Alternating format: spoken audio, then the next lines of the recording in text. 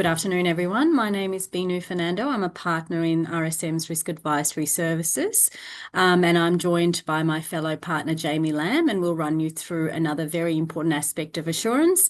We heard previously from Warwick and Martin covering off on external audit, and now we shift the focus a little bit to internal audit, which is another very critical pillar of embedding a strong three lines model within your organisation.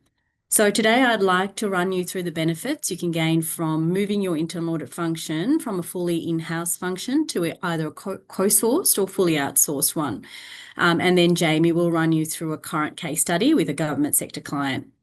So the co-sourced versus outsourced conversation has become more and more relevant across not just government, but many other industries. And this emanates from the various regulatory obligations organisations are now subject to, as well as the ever-evolving challenges in areas such as cyber threats and meeting things like ESG and sustainability requirements, and adapting to the everyday use of AI to ensuring things like your, across changes such as those in the work and health safety space with psychosocial hazards coming into play. So with those few examples alone, you can see that more and more organisations are required to be across a lot of specialist areas. And with the resource and cost constraints, this is next to impossible for most organisations to achieve in-house. Therefore, one of the best ways to access this knowledge and expertise is through co-sourcing or outsourcing. So on to co-sourcing first. What co-sourcing allows you is access to specialised expertise.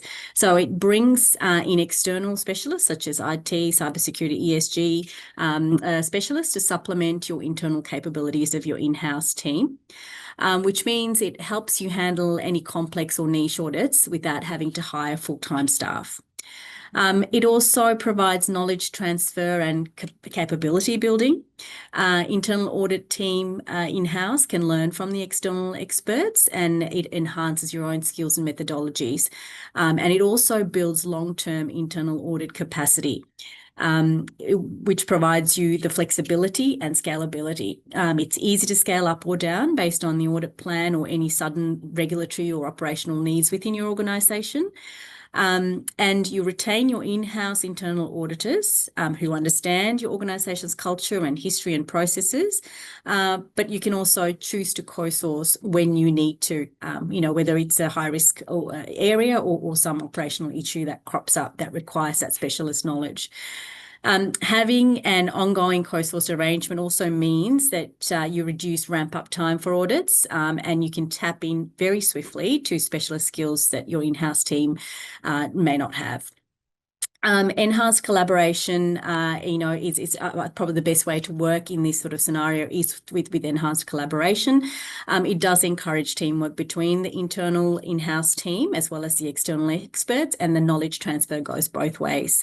And it combines the agility and objectivity of the external team with the internal insights of your in-house team. Moving on to the fully outsourced option. So fully outsourced option offers you full external objectivity. It eliminates any potential for internal bias, and the auditors are completely independent from company operations. And this is a very, very critical factor, particularly for government, and a big benefit in the fully outsourced model. There is a cost-saving element. There's no need for full-time internal audit staff. So salary costs related to salaries, training, all of those things reduce internally. And this sort of model is especially useful for smaller or mid-sized firms, with budgetary restraints as well. Chances are, with the amount of, salary cost that you would pay for a couple of internal auditors in-house, you would be having access to a full team with specialists in various areas as your fully outsourced audit function through an audit provider firm. It therefore gives you access to a broader talent pool, so access to top talent and resources across a range of areas from cybersecurity to AI to business continuity, some of which you've heard earlier today. And typically the teams will be dealing with other similar clients and have real-time access to emerging themes in that particular industry. And it also gives you cross-sectional visibility on better practices amongst your peers. And this enhances the quality of audit recommendations the firms are able to provide you. And it gives you a really strong sense of where you are, where your processes and controls may sit relative to peers. And of course, with a large firm that may have global connections, such as RSM, you will have access to a broad range of global resources and multi-industry exposure as well. Outsourcing provides you a full sort of turnkey solution because your outsourced provider handles everything collaboratively, of course, from planning, execution to reporting through really well set up systems, progress tracking tools and methodologies. And, again, very, very ideal for organisations with limited internal audit infrastructure. So both arrangements, in conclusion, have benefits. The key is to find an internal audit provider that works on the ethos of partnering with your organisation so that they embed themselves within the operating rhythm of the organisation. They get to know your strategy, direction, operational challenges, and also is able to build strong relationships with key stakeholders, including, of course, the CEO, chair of the audit committee, and also share open dialogue with other key stakeholders, such as your external auditor. This minimises that fear of, if we outsource or core-source, would we actually lose internal knowledge? It's really about how you manage that relationship and find the right provider who is a partner to you in terms of risk management and embedding the 3 lines of defence. So with that, I'd like to hand over to Jaime, who'll run you through a case study to demonstrate this.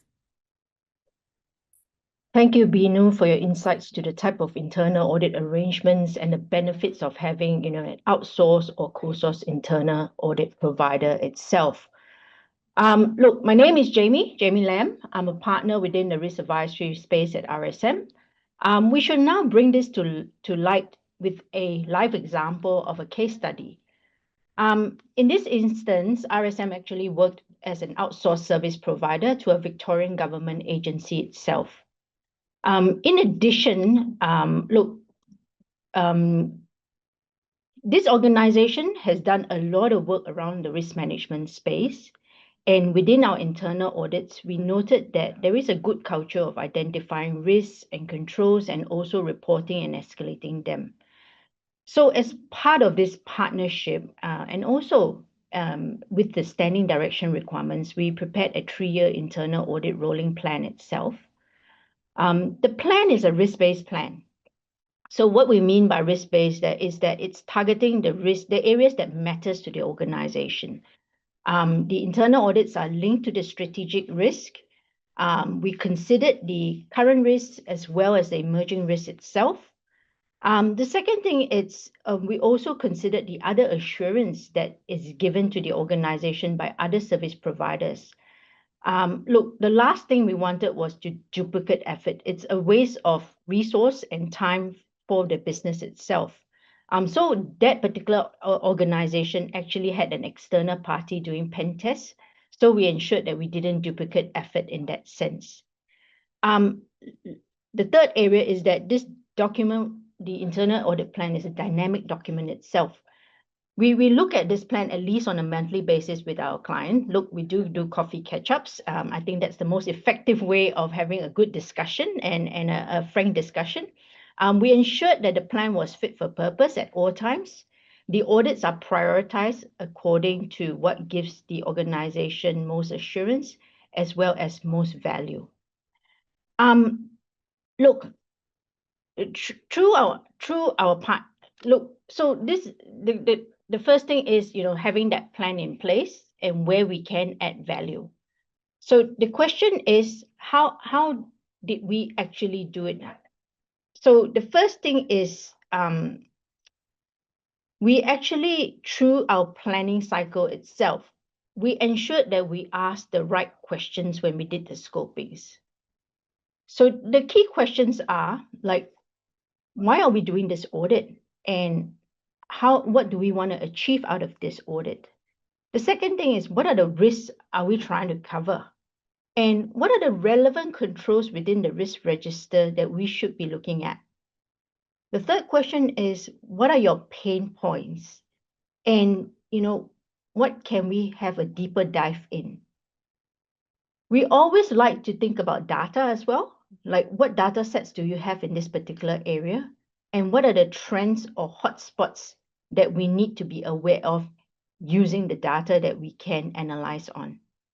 Last but not least, we also ask the question around what are the opportunities that we can explore in this particular audit. We then ensured that we tailored our internal audit approach to answer some of these key questions. So when you think about, if people ask the question of value add, what value add internal audit can do? One of the key things that internal audit can do, particularly for this example, is actually linking risk management to internal audit. It is important to make sure that we are on that same journey with the organization. So the outcome of this particular audit was that we actually identified opportunities to improve to remove inefficiencies. We were able to share lessons learned on what we seen in another organization for this particular audit, to say, look, we have seen this happen elsewhere, and this is the solution set. We might be able to tailor so that you can remove some of these duplicate processes that you have.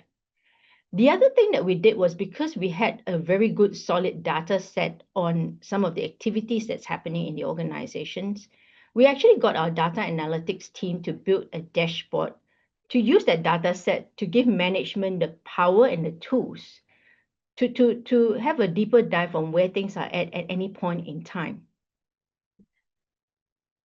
The most important bit was actually linking risk management to internal audit.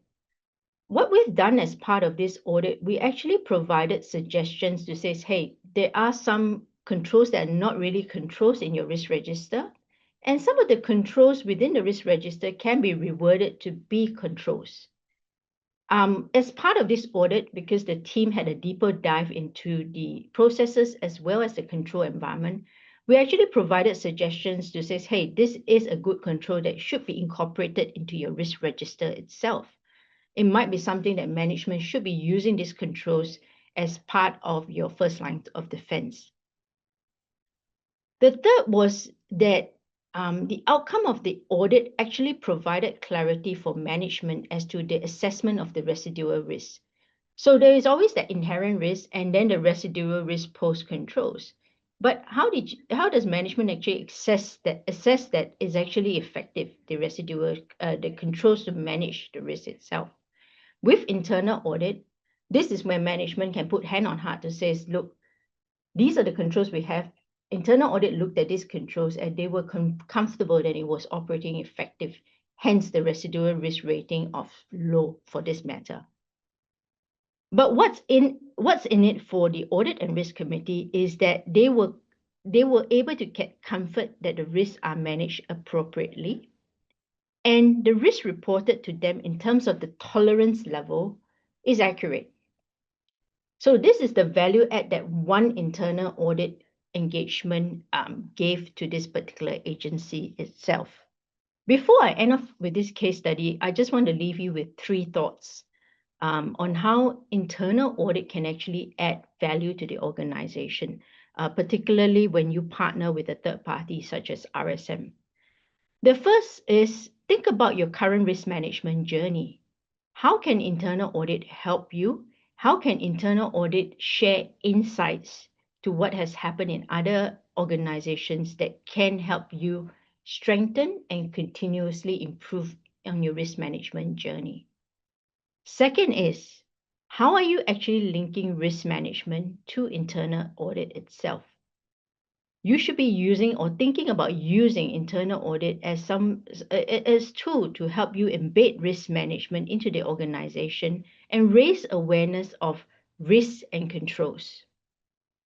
But last but not least, government in Victorian government, we know that funding is continuously being reduced, which means that, well, you've got lesser and lesser resources to manage your existing BAU as well as risk. But when we think about risk, people always see it in a negative light. It is important to think about what are the opportunities that you can undertake to actually help improve processes or improve the top line for that matter.